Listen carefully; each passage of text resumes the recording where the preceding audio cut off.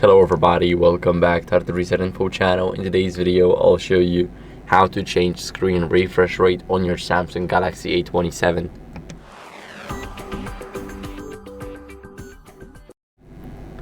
So if you want to set 120 Hz refresh rate, what we want to do is we want to open up the settings. Now in the settings, what are we going to do is we're going to go and open up the display. Here in the display options, we're going to go to motion smoothness. So this is how the screen refresh rate is called here. And I got it set to standard and it's at 60 Hz right now.